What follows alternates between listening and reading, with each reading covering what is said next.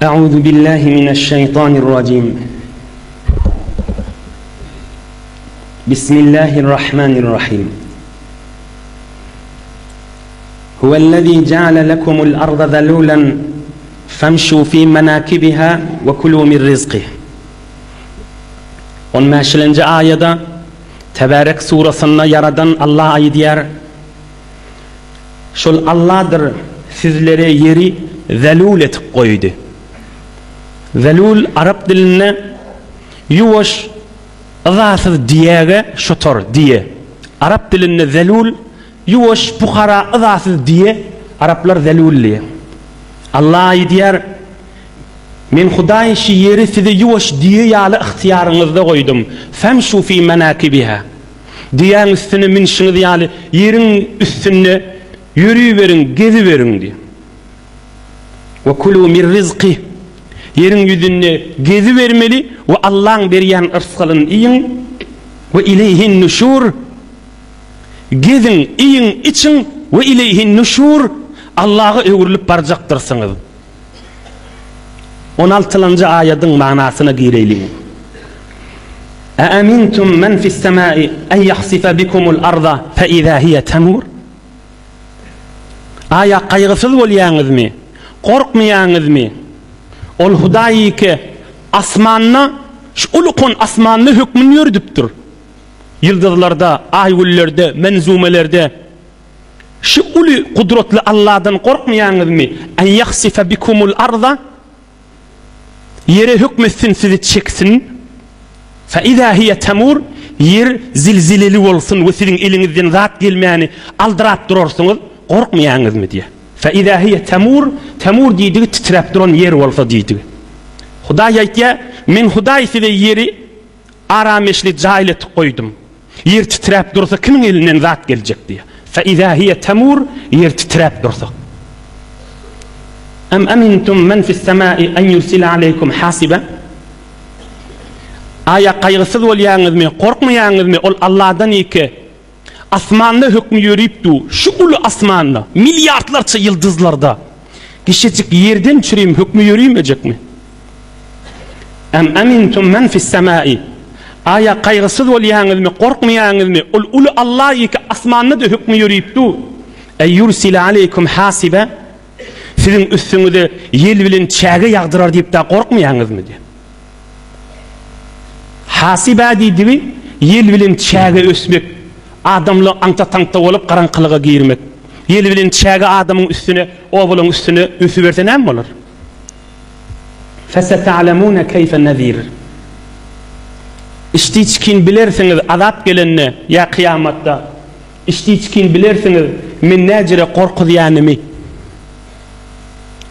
وَلَقَدْ كَذَّبَ الَّذ۪ينَ مِنْ قَبْلِهِمْ فَكَيْفَ كَانَ نَكِيرٌ. Önkü ummatın içinde de kafir olanlar var. Yalanlar bizatlar diýerler var. فَكَيْفَ كَانَ نَكِيرٌ. Men Hudaý şolary yokuş gördüm. Näjire gördüňiz şolary helak etişimi, azap iýerişimi? İnsan ders almalydyr geçerlerden. Ine bir 3 ayada Hudaý Taala yerde ve asmanda yine özünün kudretini aydıp insan pikirlenip şi yerin titremeyeni duruşu Allah'ın ulun nıgmatımış. Yer titre verse adam yeniden zat gelecek değilmiş. Adamın üstüne çäge yağı verse adam donup duruverecekmiş. Emme sonraki ayelarda evelem yarav ila tayri fevkahum saffatin ve yakbidin. 19. ayet-i kerimede Allah aýdýar. Aya adamlar kuşları, perendeleri, kuşları görmeýärmi üstülerini, kanatlarını açıp yığnap uçýarlar. Ma yumsikuhunna illa rahman. Men Hudaý şolary asmanyna saklayan we şolary uçup gonmany şolaryň tebigatyny guýdum diýär. Innehu bi kulli şeyin basir. Allah hemme zady görüp bilip duranlar. 20. ayada emmen hâdellezî huve cundun lekum yansurukum min dûnirrahman. Allah Teala aýdýar, hani kim şo sizin koşunuňyz, sizin leşkeriňiz? Men Hudaý azap iýersem, men azabymyň öwüne geçecek sizin koşunuňyz, leşkeriňiz kim şol? Kim başarjak men azabymyň öwüne geçmäge diýdi. Emmen hâzellezî huve cundul lekum. Hem kim şu sizin koşununuz? Hudaýyň azabynyň öwüne geçecek. Hi Hudaýdan başga Hudaýyň azabyny saklajak bämi? İnil kafiruna illa fi gurur. Kafirler allanyp bäler. Del kafirler meger allanyp duran adamlar.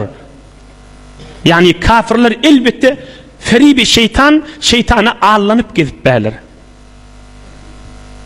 21-nji ayet. İnsan dinlesin bu ayetleri. Manasını öğren.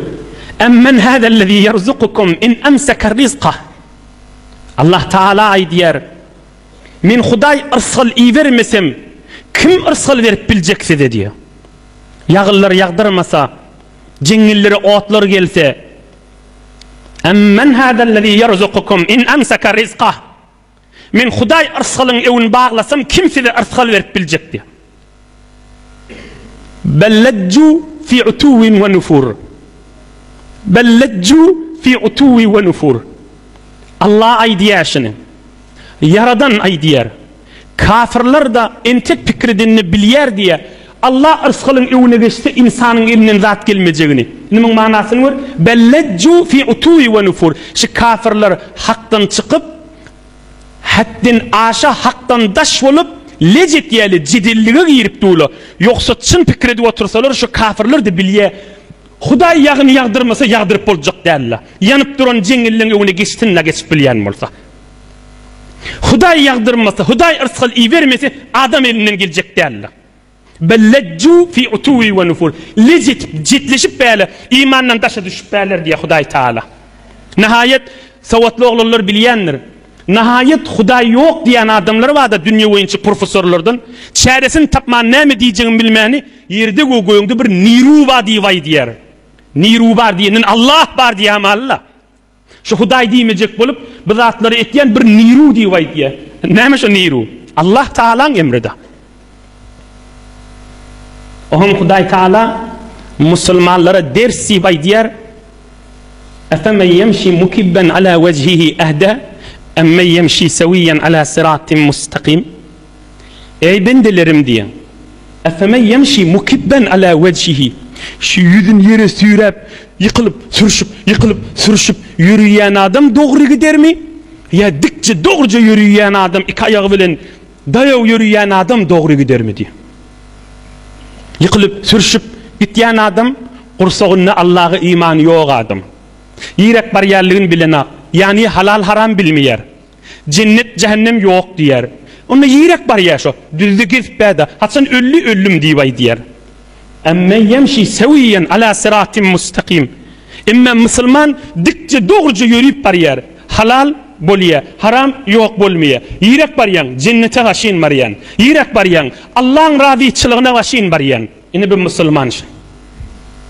Ohum Hudaý Teala asmallardakini aytdı. Kuşları aytdı. Yeri aytdı. Yine insanın özüne aytdı. Kul huvellezî enşa'akum ve ce'ale lekumus-sem'a vel-absara vel-ef'ide. Qalilan ma teşkurun. Adamlara ayt, şu Hudaý'dır sizi yarattı. Enne özümüzünni. Hudaý göz verdi, kulaklar verdi, yürek, akıllar, yürekler verdi. Az şükretýäňiz diye Hudaý Teala. Qalilan ma teşkurun. Az şükretýäňiz diye. Az teşekkür etýäňiz. Elhamdülillah az aytmak. Hudaýa köp şükür az aytýäňiz. Ve göz kulagyňyzy Hudaýyň aytýan ýerine az sarf etýäňiz diýdi. 24-nji mübarek ayet. Kul huvellezî zara'akum fil ardi ve ileyhi tuhşarun. Şol Hudaýdyr sizi yaratdy ýerde ve Allah'a öwürlüp barjakdyrsyňyz. 25-nji mübarek ayet. Ve yekulûne metâ hâzel va'du in kuntum sadikin. Kafirler aytýarlar, ey şu kıyamet haçan boljak? Aytýan kefin dogry bolsa getirme kıyamet diýip aytýarlar. Kul innemel ilmu indallah ve innema ana nezirun mubin. Ey Resulallah, şolara ayt, onu Allah bilýär haçan kıyamet boljagyny. Men Muhammed peýgamber atyda açık düşündürüp halal haram näme ve kıyamet näme ve behiş cehennem näme diýini kafirlik bilen Allah'a düşman bolup gitsen cehennem badığını men yöne açık tile düşündürüp aydıp duranların deyip ayt deyiptir. فَلَمَّا رَأَوْهُ زُلْفَةً سِيئَتْ وُجُوهُ الَّذ۪ينَ كَفَرُوا Himmel şol azabı gözü bilen görürlerini, üstüne afet iğnenini, ya kıyamet adamlar cehennem görününü, yüzleri ütgecek şol kafirlan. وَقِيلَ هَذَا الَّذ۪ي كُنْتُمْ بِهِ تَدَّعُونَ Hani kıyamet açan geliyor diyediniz, ineş değilecek. قُلْ أَرَأَيْتُمْ إِنْ أَهْلَكَنِيَ اللّٰهُ وَمَنْ مَعِيَ أَوْ رَحِمَنَا فَمَنْ يُجِيرُ الْكَافِر۪ينَ مِنْ عَذَابٍ أَلِيمٍ Kafirlere ayt, eğer men Muhammed peygamberi ve men yanımdaki musulmanları Allah helak etse ya rahmetse, hop kafirlerin nicat verecek kim azaptan? Siz öl qamı qussanızda olun deyip ayt şolara. İmana girmeden çüreyim. İki mübarek ayet galle. Kul huve'r-Rahmanu amanna bihi ve aleyhi tevekkelna. Ey Resulallah, ayt şol Allah'a bir iman getirdik ve tevekkül ettik. Huday vardır, huday arkamızdır deyip ayt. فَسَتَعْلَمُونَ مَنْ هُوَ فِي ضَلَالٍ مُبِينٍ İşte içkin bilirsiniz kim adaşık gidip be, kim hakıllı, kim hakılsız, kim bisabat, kim basabat, kim düşümlü, kim düşümsüz. İşte içkin bilirsiniz. قُلْ أَرَأَيْتُمْ إِنْ أَصْبَحَ مَاءُكُمْ غَوْرًا فَمَنْ يَأْتِيكُمْ بِمَاءٍ مَعِينٍ 30. ve ahirki Tebarek suran ahirki ayetinde Allah aydiyer. Ey Resulallah, adamlara ayt. Ara'aytum in asbaha ma'ukum gawran. Hani aydın göreyin, şu suları yer çekse, suyla soğurulsa, uğriysa, femen ye'tikum bima'in ma'in. Akıp duran su kim getirir? Ayet adamlara, kuyular gazdan su çıkmasa, deryalar uğriysa, çeşmeler uğriysa, femen ye'tikum bima'in ma'in.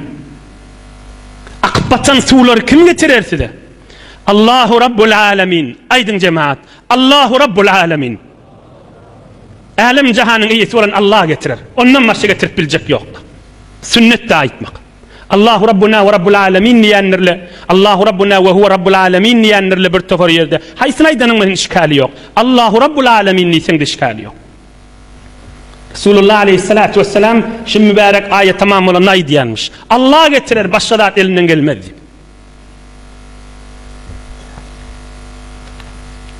Geleyliğin mübarek deslapkı ayetin içinin nesihat alımına.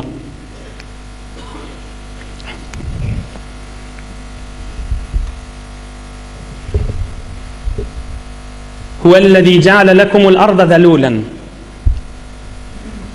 Ol Allah yeri sizin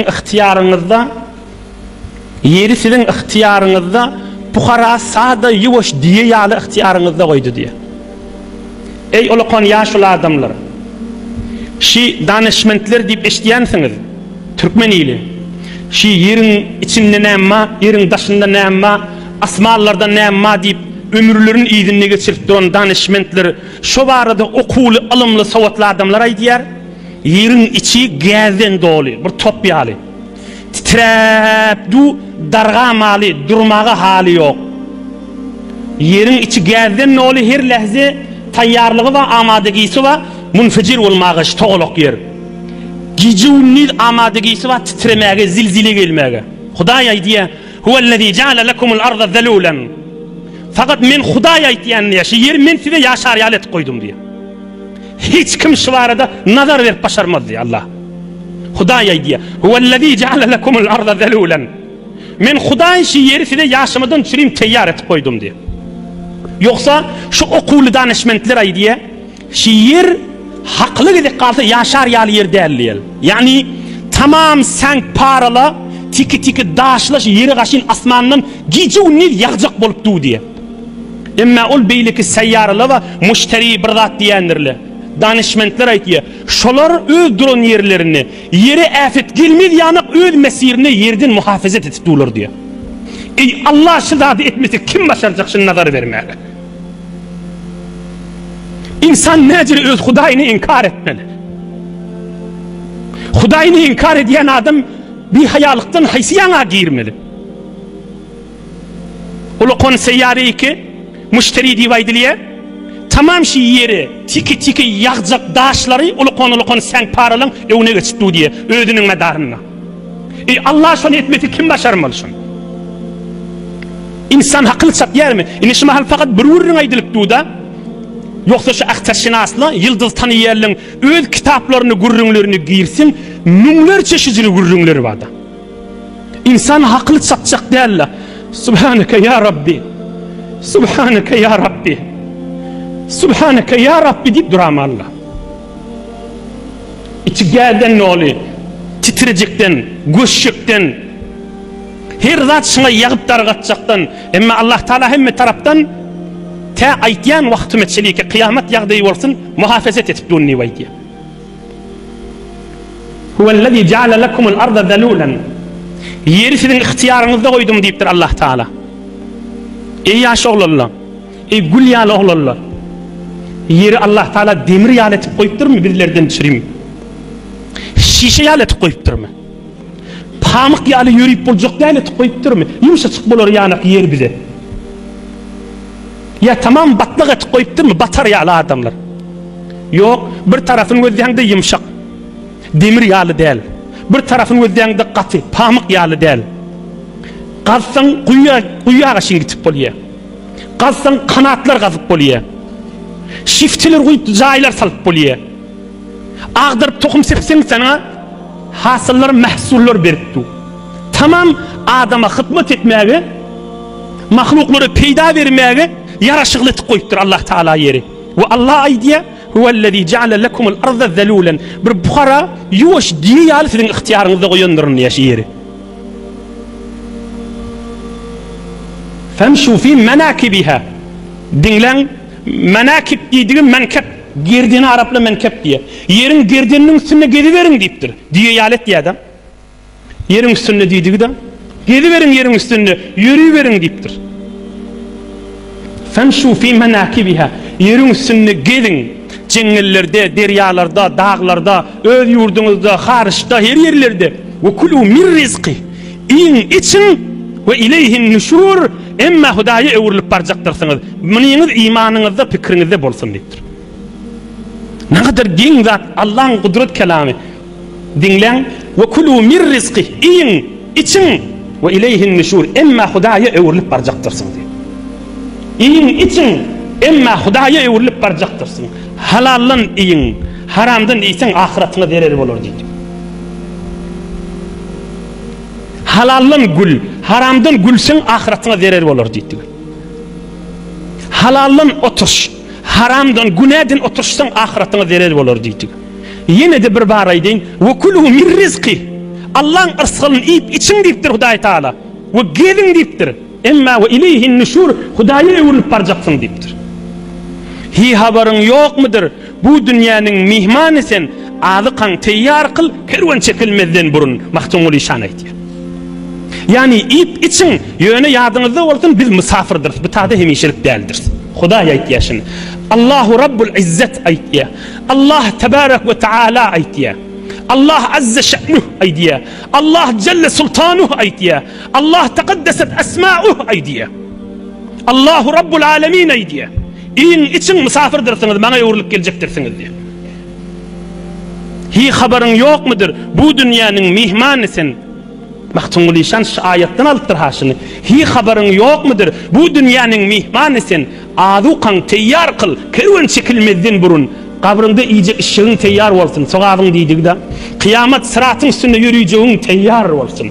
Sağ tarafından defter gelir yağlı amalın teyyar olsun. Cennete kaşın yürü deyip hurmat bilen o adamlar ekdelelerini teyyar olsun. O adamlar bir direk adamlardan sayılının değilin gün evde var, şuna teyyar olun. Yaş doğalla. İnsan Hudayi Teala yana ayeye kerimede ayttı da hevri ecildir dedi. Yer titrer verse elinden zat gelmez dedi. Asmanın daşları yaksa elinizden zat gelmez dedi. İnsan hevri ecildir ve Hudayi ayttı ben sizi yarattım diye. Ve sizi yarattım ve yine evrilip geleceksiniz diye. Evrilip üstüsüne Hudayi ayetleri getiriyor. kıyamatda gözümüz bilen görün ýaly dip Allah bize tasviri çekip aýtdy. Kafirler yakınjaktan cehennem görellerini yüzleri ütke, hem ferişteler aýtjak, kıyamat boljakmy, cehennem boljakmy diýeniz inişi bar giri beriň diýip aýdyljak. Hudaý şunu bize aýdyp. Ini şu dünýede de şu mahal insan hewri ejildir. Allah'ın dinini, Hudaýyň emrini ütgetmeden. Yani näme? Yani günah işedip hoşbaht boljak. Günah etmeyecek adam mı? Her hefte beýdip şey dip aýtýar. Günahın izinine gezmek ulkan bir direklatdır. Günahın izinine gezecek, hoşbaht boljak. Açıqraaq edip aýdyn, şon Allah aýdýar üstüne ayetlerde. Hudaý aýdýar, men ırsgalym iň, emma öwürlüp geljeksiniz diýe. Men fakirlikten gorkyan, men pulum yok deyip de uzr isteyen yaşlılar, jawan oğullar qowdinglen. Men fakirlikten çürüyüm, yeni uzr isteyen musulman doğullu. Men garip halimma, şunun için men zina etyen niyeti bir denana. Az-zina yurisul faqra. Resulullah aydıptır. Inni men utanmışyk bolup aýtmaýym men. Men uzra hayam boljak mı Resulullah aydandan sonra. Az-zina yurisul faqra. Zina gariplik getirir deyipdir. Resulullah'ın aydan sözü. Az-zina yurisul faqra, gariplik getirir deyipdir. Yüreğinden mıdam mätäşlik badaşın. Yerin yüzüne adını seni destin, gariptir şol. Fakirdir mıdam, mätäçidir. Hiç yüreğinin hoşluğu bolmaz. Müslüman ağlanmasın. Bir Müslüman ağlanmasın. İnsan iştiba eder, mesirini doğrular. Yani Hudaý aýtdy, Müslüman doğruca iki ayağı bilen doğru yürüýändir diýdi. Meselen şu mahal açıqraaq aýdyly, bir yol bilen sen barýaň da maşada gaşyn barýaň. Yol bilen barýaň, ýolda düşýän bir ýaňada. Ýolda düşeňde bir bağa, bir güle, bir miwa güýmenýän. Men yol bilen bolayyn, ýolakçy ýolly gerekdir diýe köne türkmen. Dirrew ýola girýän. Şol adam gowa adam bir ýalňyşda güýmenjek boldy. Adam ýalňyş ýa-da bir geňrek zat görendi. Emma dirrew ýola girdi. Emma şu yolda jengelle düşüpdi. Güýmenip, onu gözläp, muny gözläp, onu gözläp, muny gözläp jengeliň içine girse, ya dera gaçar, ya ilan çakar, ya kaplan yer, ya iyigine gelýänçe ýoly tapmaz we helak bolar. Bir kim ýolun ýitiren adam. Bir ýolun ýitirdi, bir mesirini ýoluny ütgetdi. Bir adam ma ýolly bir ýalňyşa dirrew ýoly girýär-da. Emma bir adam bir kulli ýoluny ütgetdi. Hudaý aýtdy, Allah Taala aýtdy. Müslüman adam doğruca yürüyor. Yani yolda tikenliğe, gülü uymenyen, miva uymenyen, atra uymenyen, fefe uymenyen da. Ama Müslüman yolu doğrudur. Gurrundan kan çıkmayın. Hudaý aýtdy, iň için gülüşün öwürlük geljektirsiniz diye. Ya mesela men adamymdan mehabbet az görýän. Ya adamym bilýän günah işitýänligini menni günah etjek diýer. Şeytana allanma. Adamym günah etýänligini bilýänni mesirin yolundan çıkma, cennetin yolundan kenara çıkma. Efeme yemşi mukibben ala ve ehda, emme yemşi seviyen ala sıratin mustakim. Hudaý aýdýar, yıkılıp sürüşüp duran adam doğru yol bilen gider mi? Ya doğruca günce barýan adam yol bilen gider mi diye. Elbette doğruca barýan adam yol bilen gider. Adamym günah etýär diýip, menni günah etjek diýse yoldan çıkar. Yoldan çıkma. O yoldan çıktı. O yoldan çıktı. O yoldan çıktı deyip sen yoldan çıkma. Atına rahatçılık düşür. Tökünmez derdi düşermesin. Şeytana ağırlanıp, şeytanı mengdeş, ya zenanı ya erkeğe ağırlanıp, senin için soğutacak olsun, günah et deyip yoldan çıkarmasın. Yoldan çıkarmasın. Ak nesihattır, Allah'ın kelamı aydılığıtı yoldan çıkarmasın. Ya mesela, Allah can hemme Müslümanlara tevfik versin, hususen sağda Türkmen doğan çıplama. Kumarın üstünden pullanacak bolýar. Allah aýdýar, sağda Türkmen doğan çıplama. Ve kulû min rizqi, min ırsgalım iyi ve ileyhin nüşur öwürlüp geljeksin diye. Kumarın üstü bilen dinlen, Hudaý yer göň asmany yaradan Allah kumary lanet etipdir. Men Hudaý şunu lanet etýän dipdir. Şundan bereket koymadım dipdir. Onu näme şonu oynayan adam bilýär, mülkünü utturupdyr.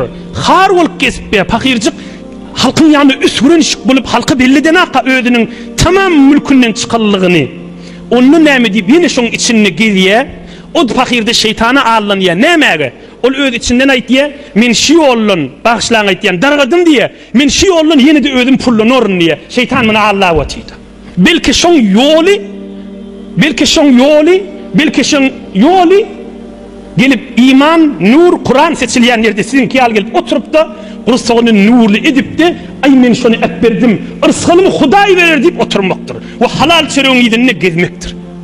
O fakir näme allanýar? Agallan men utturunjamy gaýta ýygnaryn diýär. Ýygnasaň da bereket ýok. Ýene bir tofar adamlaryň haqqy dawa. Hudaý utup boljakmy? Ýanyp eşitdik. Yer göýüň sarsy berse kimin elinden gat geljek? Jengiller ýany berse kimin elinden gat geljek? Asmandan daşlar ýagy berse kimin elinden gat geljek? İnsan gumdan yaradylypdyr. Bir adam bolsa birje legen gum boljak, birje gap gum boljak. İnsan edafy keplemene hali ýokdur. İnsan edafy keplemene hali ýokdur. Ol gowzatdyr, ol nimetdir, ol bereketdir. Pispälçilik edip nur, bereket, Kur'an iderlap sen oturmuşyň şodur şu bereketdir. Allah cennetde mundan owadan oturmak hemmäňde nasip etsin. Bikarlykdan, wagty boşlukdan gelip oturlanak, bikarlykdan telewizionyň başynda ne kadar adamla wagtyny geçiripdi. Bikarlykdan ne kadarla guşyň başynda ömrüni geçirip otdy. Eger fakat bikarlykdan gelinýän bolsa şolar da gelirdi. Nur iderlama gerek. Allah'ın bereketini idarlama gerek. Allah'ın bereketine minni girişmerin mukam deyip yürek tolkunun gerek. İman nuru gerek. Allah'ın ırskalını iyin emme öwürlüp geleceksiniz bunu yattan çıkarman diye. Ahir yağdaya varıptır. Çürüğünü yönü birce tiki çürüğünü tafanak yine başlan kumarın eppet bilen akta şu öwürlüp şeytan onu oynaya bir gün öwürlüp önkün mülkünü alarsın deyip. Allanmasın. Bundan beter oyun ödü şeytanın oyunçusu bolmasın. Allah'ın yanına yüzü kara bolup barmaz ýaly, yüzü ak bolup barar ýaly tövbe etsin. Hudaýa men mesirim, men ýolum iştiba edipdirin diýsin. Halalca çörek için tiki çörek bilen suw içsin. Resulullah'ın öz ýoly bolar. Enimiz Hazret Aýşa diýe bir aýlap penjaramyzdan tüsse çykmardy diýe. Fakat hurma bilen suw içdik diýe. Bir aýlap bir tiki çörek ýemedik diýe. Gelmendir Medine'de kıtçılık bolupdyr. Arfa buğdaydı gelmendir. Enimiz Hazret Aýşa diýer bir aýlap bir tiki çörek ýemedik. Fakat hurma bilen suw içdik diýe. Ahir bir yerden arfa geldi. Ve şonu savurmani şu kılçıkları bilen çörek pişirdik. Ve Resulullah aleyhissalatu vesselam Allah'ın habibi şondan bir aksım ağzını alladı kılçığının kârliğinin üstgürmäge durdu diye. Ay men çöreğim kânelçik, pulum kânelçik deyip Hudaýyň ejady bermedik ýerinden gitmegiň hoşlugy ýokdur. Adamy gaýtam kösöýändir. Adamyň bereketine ýerýär. Adamın nuruna yürüyendir. Hudaýy utup bolmaýar ahir. İnne Ömer ibn Abdülaziz radıyallahu anh ennehu kana yuskhanu lehu'l ma' fi matbahihi. Faqala li sahibi'l matbah: "Ayna yuskhanu hada'l ma'?" Qala fi'l matbah. Qala unzur mundu kam tashanuhu fi'l matbah. Faqala mundu kada wa kada. Faqala unzur ma thamanu dhalika al-hatab. Qala kada wa kada. فأخذه عمر فألقاه في بيت المال رضي الله عنه. Ömer ibn Abdülaziz Ömer dovum diýip aýdylýar. Adaletli beyk halife olup musulmanlaryň üstünden gözleyen adam. Bir gün şeýle kışın güllerini, kışın sowuk hawasyny ýylja suw bilen dehret kılıp duranmış. Oğun birden ýadyna düşüpdir, hytmatkara aýdypdyr. Şu ýylja suw diýipdir, suw ýyldığında ýerde ýyltýan şu ýyl suwuny ýerden getirýän diýipdir. Onu ol hadım aýdypdyr. Aşoýdy ýyltýanna diýipdir. Onu aşoýdýanyň şi uly Beytil Malyň odundan oklayan şolumy diýipdir. Hawa diýipdir. Onu şu güýreni bersen odun ýakyp maňa suw ýyldyp berňi diýipdir. Hawa diýipdir. Onu şonu gaýrat et, näçe kilo, näçe ton, näçe pul mykdarça odun ýakanlyrsyň diýipdir. Onu ay megerde bolsa falança bolandyr. Sen seňe suw ýyltjak bolup ýakan odunlam hamana 100 000 tümen bolandyr diýip aýdypdyr. Bulya Tanrı yalkasyny ipdir. Öz halaljak pulundan pul çıkarakany Beytül Malyň içine oklapdyr. Hudaýa öz pulum menen suw ýyldyllygy bolsun, musulmanlaryň Beytül Malyndan men ot ýakyp da ýylyp da dehret kılıp Hudaýyň huzuruna durdugym bolmasyn diýipdir. Anhurat gerdet pelidi zujuda, anhurat gerdet hemen nur Huda. Anxonet gerdet pelidi zucuda bir adam iye içiye yeni günah et diye. Vin xoret gerdet hemen nuru Xuda. Bir iye içiye tamam Allah'ın nuru olup çıkıyor. Anxoret gerdet pelidi zucuda ol iye içiye yeni onun günahkarçılıklı çıkıyor. Vin xoret gerdet hemen nuru Xuda. Bir iye hemiz Allah'ın nuru oluyor. Kipleri de etyen işi de, eli de, ayağı da, oturuşu da, yürüyüşü de, kipleyişi de fat Allah'ın nuru oluyor. Hazreti Ömer ibn Abdülaziz var. O dinlen 100 ayang şigici men tefsirine deyin. Yönü geçik gidenimizin muhimmi. Yo muhim değil. Dersini yaradan Allah'ın kelamından ders almak manadır. İçine girip manasını bilip mirde amel olmak manadır. 3-4 heftemin nodal aydandır. Hazreti Ömer aydıptır Suriye Bakarani 12 yılla başardım deyiptir. 3 para. Suriye Bakarani 12 yılla başardım deyiptir. 3 para yarım. Suriye Bakarani 12 yılla başardım deyiptir. O gurruna girmeyin, öz gurrunumu da geleyin. Hazreti Ömer ibn Abdülaziz bir ikinci Ömer verdi. Şunu ediyen işini verdi. Bu adamın öz bağ vaktında Xudayın leşkerinin birimiştik. Xudayın koşunun birimiştik. Hop, dünyadan geçenini 1350 yıl oluptur. İndi şimdi gurrunu dağda Xudayın koşunu oluyordu. Yani Xudayın dostları var, evliyalar. Evliyaların gurrunları Allah'ın leşkeri de adamın kalplarını sançıya. Adamın yüreğindeki hafakanını çıkarıyor. Ül kalpları diriltiyor. Allah Teala'nın dostları Hazreti Mevlana aydiyendir. Hinki İsrafil vaktent evliya murdir azişan hayat estu haya. Hinki İsrafil vaktent evliya murdir azişan hayat estu haya. İsrafil kim? İsrafil ferişte ne etti? İsrafil ferişte ağzında tüytük var. Bir tüytük çalanını hem kişi ölecek kıyametten önce. Sonra Allah emredecek tüytük çallayıp